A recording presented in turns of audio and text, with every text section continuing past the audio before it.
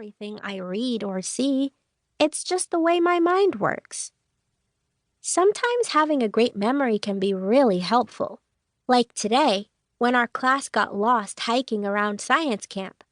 Miss Frogbottom had left her map of the campground back in her tent, but she'd shown us the map earlier, so I'd memorized all the hiking trails. When we got lost on our hike, I was the one who got us back to our campsite. I love being at science camp. Our class is here for 2 whole days, studying nature and sleeping under the stars. Today, we did experiments to find out what kinds of minerals are in the soil. Tomorrow, we're going to test the creek water for bacteria. This is my kind of field trip. We aren't the only kids at the campground. Right now, there are other classes sprinkled around the woods, sitting at their own fires, eating marshmallows, and telling ghost stories. For them, this is probably their biggest adventure for the whole school year. But not for our class. We go on a lot of field trips. Miss Frogbottom says people learn best from experiencing things, so she takes us out of school really often, which we all love. Well, almost all of us love it anyway. Tony's not too sure. Do you think there really are bears in the woods? He asks nervously.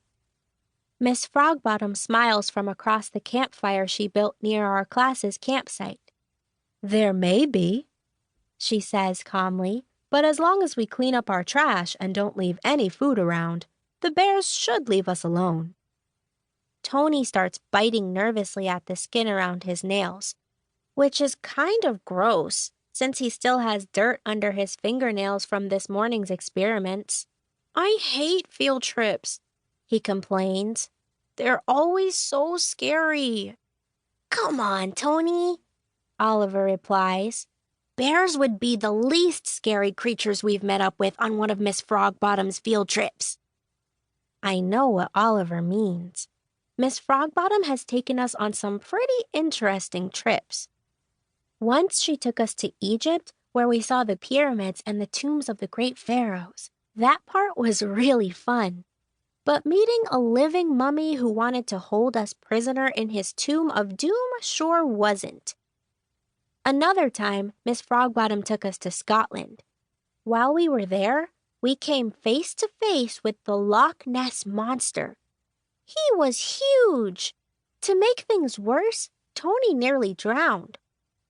You may be wondering how our class can travel all over the world on field trips and still get back in time for dismissal. No airplane goes that quickly. But we don't travel by plane, or train, or even bus. We actually travel by map. Or more specifically, Miss Frogbottom's magic map, the huge one she carries in her backpack. Ordinarily, I don't believe in magic. I've always thought there was a scientific explanation for anything that happens in the universe. But I can't think of any explanation for how Miss Frogbottom's map works unless it's by magic. Because when Miss Frogbottom points her finger at a place anywhere in the world, we are suddenly taken there in a matter of seconds. So you can imagine how curiously we are all staring at our teacher now as she reaches into her backpack. Is she about to pull out the magic map? Are we about to be magically transported from science camp to someplace far away? Nope. Miss Frogbottom was just reaching for a red plastic back scratcher. She's using it to scratch at the mosquito bites on her back. Ah, our teacher says. That's better. The mosquitoes at science camp are vicious, Emma says. She scratches at her arm. I think one of them bit me 3 times. Impossible, Aiden tells her. After a mosquito bites you, it dies. That's not true, I tell Aiden. Female mosquitoes bite people to get their blood. Then, they use that blood to nourish their eggs. In its 6-week lifetime, a mosquito lays eggs over and over again, up to 200 eggs at a time, which means mosquitoes have to bite a lot of people, some more than once. Emma smiles proudly. See,